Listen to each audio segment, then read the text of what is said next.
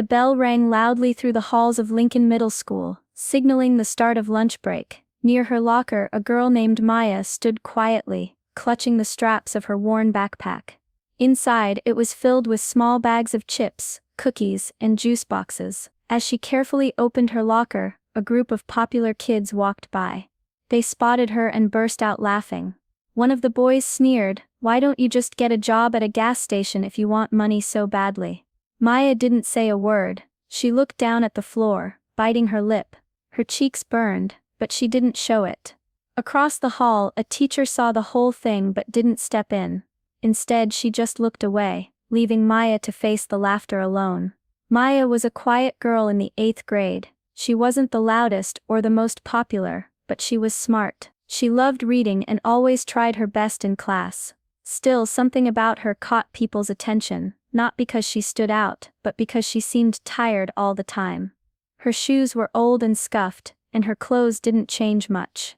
Every day she wore the same faded hoodie. At school, she kept to herself, not joining many groups or clubs. What most people didn't know was that Maya was selling snacks during breaks: chips, cookies, and juice boxes. Small things other kids didn't think much about. She carried them in her backpack and quietly offered them to anyone who wanted to buy. It wasn't because she liked money or wanted to be popular. Maya sold snacks because she needed to help her family. It was a secret she kept close, hidden behind her shy smile and quiet voice. Even when kids laughed at her or told her to stop, Maya didn't give up. She believed that if she worked hard enough, things could get better. But no one saw the real reason behind her small business, only the snacks and the teasing. Rumors about Maya spread fast through the school. Some kids whispered that she was just trying to get attention. Others said she was greedy, trying to make money from her classmates. Teachers started noticing too. One day, Mrs. Carter, the math teacher, pulled Maya aside after class. "Selling snacks isn't allowed here," she said quietly. "You need to stop." Maya nodded but didn't argue. She knew she was breaking the rules. Still, she needed the money. Then one of the popular girls posted a video on social media. It showed Maya standing by her locker, selling snacks, but the video made fun of her. The girl laughed and called Maya the school's snack queen in a mean way. The video went viral among the students. Soon Maya was the joke of the school. During lunch, kids made faces when she walked by. Some even refused to buy from her anymore. It was hard to ignore. Maya felt the weight of the teasing every day. She thought about giving up and hiding away, but something inside her wouldn't let her quit. She kept selling, because behind all the teasing and the rumors, Maya had a reason no one knew. At home, things were much harder than anyone at school could imagine. Maya lived in a small, cramped apartment with her mom and little brother Liam. The walls were thin, and sometimes the electricity would flicker and go out for hours. Her mom worked 2 jobs, cleaning houses during the day and waiting tables at night. She was always tired, but she never complained. Maya watched her mom come home late, feet sore, with little money left in her pockets. Liam was only 6 years old. He was often sick and needed medicine that cost more than her mom could afford. The hospital bills kept growing, and some days, Maya could hear her mom crying quietly in the next room. Maya's dad had passed away last year. Since then, everything had gotten harder. That was why Maya started selling snacks at school. She didn't want anyone to know.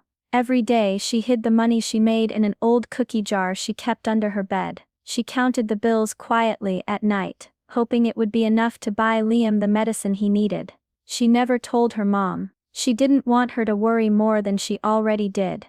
Some nights, Maya lay awake listening to Liam cough softly. It hurt her heart, but she felt helpless. Selling snacks was the little way she could fight back, the way she could protect her family. No matter how much the other kids teased her or how many teachers warned her, Maya kept going.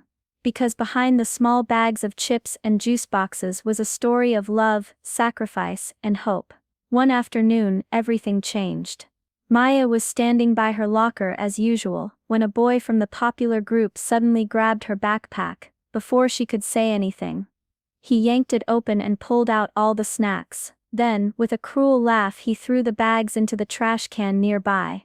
Maya's heart sank. She tried to grab the snacks back, but he pushed her away and walked off with his friends, still laughing. Tears welled up in her eyes. She had never felt so small and powerless. As she stood there trying to hold back her sobs, Principal Reynolds appeared behind her. His face was serious, and for a moment Maya was scared. Was she going to get in trouble? "Come with me, Maya," he said quietly, guiding her toward his office. Maya's hands shook. She thought she was about to be expelled or punished, but she didn't say a word. Inside the principal's office, the room was quiet except for the soft ticking of a clock. Principal Reynolds looked at her kindly but waited for her to speak. Maya took a deep breath.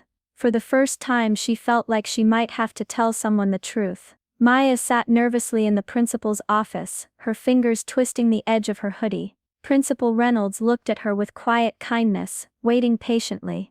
After a long pause, Maya finally spoke, her voice barely above a whisper. "I sell snacks because my little brother is sick.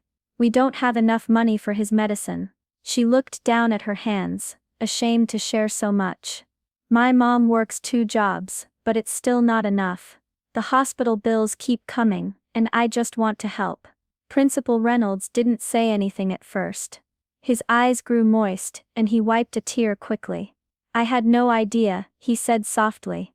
"Why didn't you tell anyone?" Maya shrugged. "I didn't want to worry anyone. I just wanted to do what I could." The principal stood up and walked to his desk. He picked up his phone and made a few quick calls. "Wait here, Maya," he said kindly.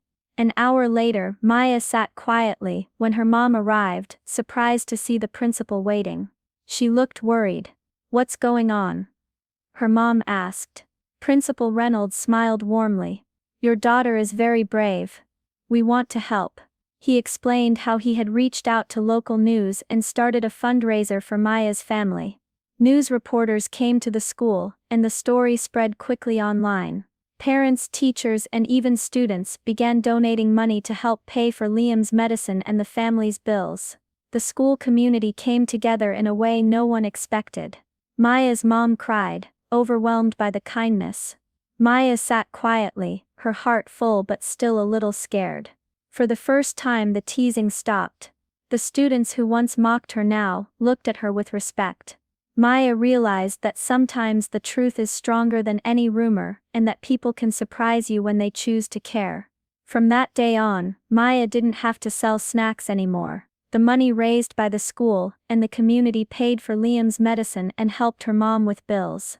Maya still came to school every day, but now the whispers and laughter had stopped. The same kids who once made fun of her started saying hello in the halls. Some even asked if they could help or just talk. The principal announced a new program to support students who were struggling, something inspired by Maya's courage and hard work. The school wanted no one to feel alone. One afternoon, Maya stood in front of the whole school at an assembly. Her heart pounded as hundreds of eyes watched her. She was nervous, but also proud.